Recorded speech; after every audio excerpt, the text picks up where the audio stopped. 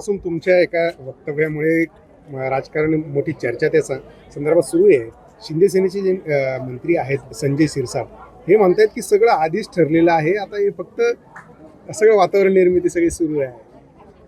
म्हणजे मी महाभारतातला एक संजय ऐकला होता, दुसरे आमचे संजू भाऊ दिसत आहेत की ज्यांना सगळंच दिसतंय. पण असं काही कळलं असेल तर मी संजू भाऊंशी संपर्क करतो, कारण मला तरी काही माहिती नाहीये. त्यामुळे त्यांना काय माहिती आहे हे संजू भाऊंनाच आधी विचारलं पाहिजे.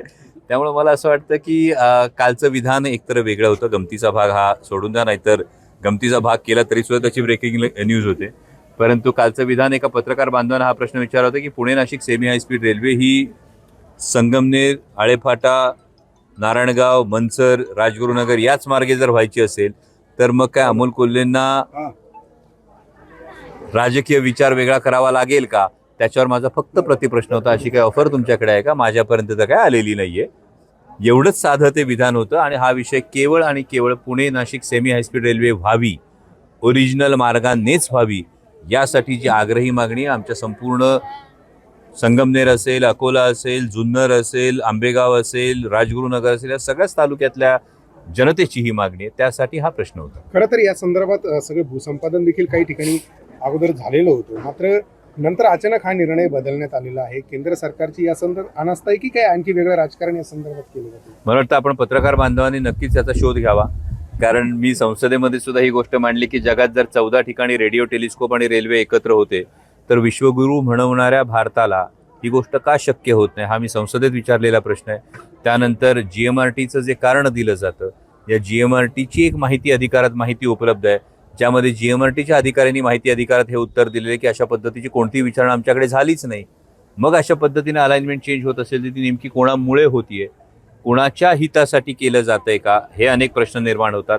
आणि आत्ताचे माननीय मुख्यमंत्री देवेंद्रजी फडणवीस हे 2014 ते 19 या काळात मुख्यमंत्री असतानाच ज्या MRIDCची स्थापना झाली होती, ज्यांनी याचा संपूर्ण सर्वे केला होता, त्या MRIDC कडून हा प्रोजेक्टच काढून भारतीय रेल्वेकडे दिला.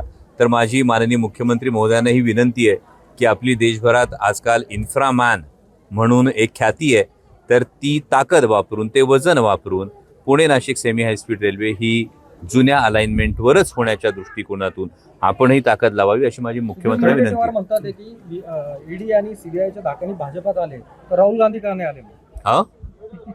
ईडी सीबीआयच्या धाकाने पक्षांतर होत असते, सीबीआय आणि ईडीच्या धाकाने, मग राहुल गांधी का नाही आले?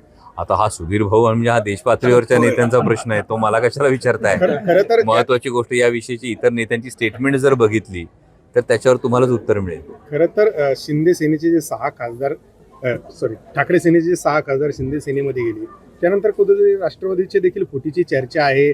अनेक खासदार ऑपरेशन आता कुठेतरी तुतारी सुरू असल्याचं देखील बोललं जाते. तुमचं यावर ठाम मत काय आहे? असं काही शांतपणे सांगितलं की राष्ट्रवादी काँग्रेस पक्षाचे 8ही खासदार हे ठामपणे एकत्र आहेत.